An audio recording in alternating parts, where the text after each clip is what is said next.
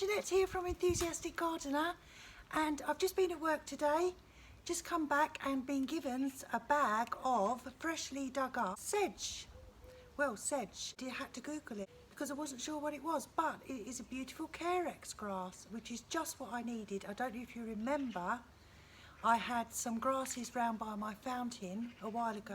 I had to pull them all out because they weren't the grasses that I wanted, because they got all big and floppy. So I'm going to plant that now quickly because it's been out of the ground for 24 hours in a plastic bag, so I need to get that in quickly. But I just thought I'd give you an update on things of my garden that are looking beautiful at the moment. One is my beautiful wall planter. You may remember that I planted it up quite recently, and look, it's really beautiful.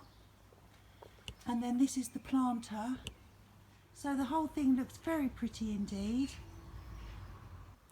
This is my urn planter, and that's looking lovely. This is the clematis. It stood still for ages and I wondered if anything was ever going to happen, but now it's racing. And then round here,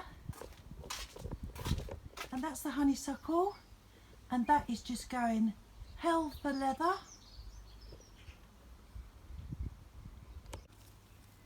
Flowers are just blossoming everywhere. The busy Lizzie is looking so happy, absolutely beautiful. If we look over here, I can show you how this new bed is filling out. Looks gorgeous. It's gone wild. What I will be doing very soon is trimming this topiary ball. As you can see, it is coming out of its ball shape. I have had problems with this one plant here, and I think you get this sometimes. You can see in the middle it's all looking a bit dead. I'm not sure why, because these two that are exactly the same plants, planted exactly the same time, are looking wonderful. Anyway, the reason I've come out here really quickly is because I was given some sedge grass from a friend of mine, so I need to get that in the ground because it's been out of the ground for about 24 hours, so I want to get it in really quickly. And I've googled all about sedge, which is apparently a type of Carex. It will grow up to 40 centimetres high.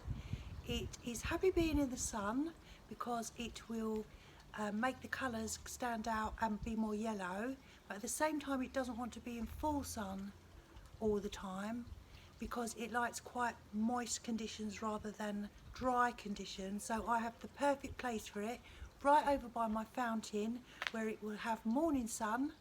And I've got to put my cardigan on, my big baggy cardigan, because it is gnat bite time. So I am prone to gnat bites and it will cover me up in the event of being bitten. So I've been given some sedge, which is a grass, which I haven't seen yet. It's from someone's garden. I understand that it is a rhizome. Ah, here we are. And you may remember I used to have grasses here, and they weren't the sort of grasses that I imagined.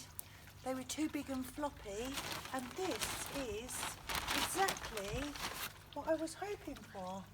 And I'm going to plant it just along the front of my fountain. So I'm really pleased about that. And apparently I've checked, it doesn't get much bigger than this. I'm not an expert, but I think that rhizomes like to be quite near the surface. And I know, because I've just googled, that sedge likes to be in the sun. It said that if it's in the sun, it goes more and more bright chartreuse yellow. So I do want it to have some sun, which this bed will have, just to soften the edges. And you can see here as well that it's all split, and that was our fault that it split because we broke it by mistake. So what have we got here? As you can see, it's been cut along there. I'm getting splashed by the water. Perfect. And hopefully it will kind of multiply and fill in. We shall see.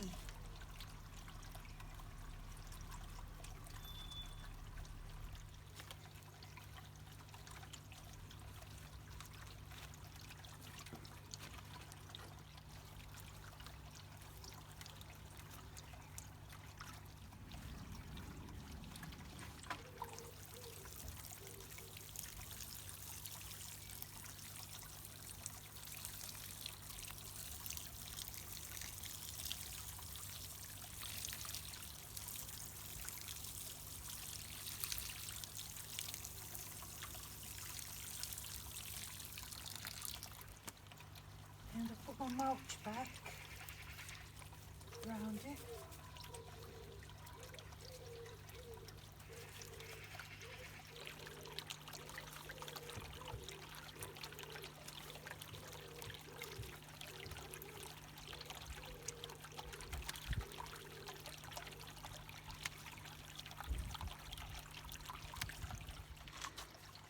So I've planted the sedge and give it a little while, a few days.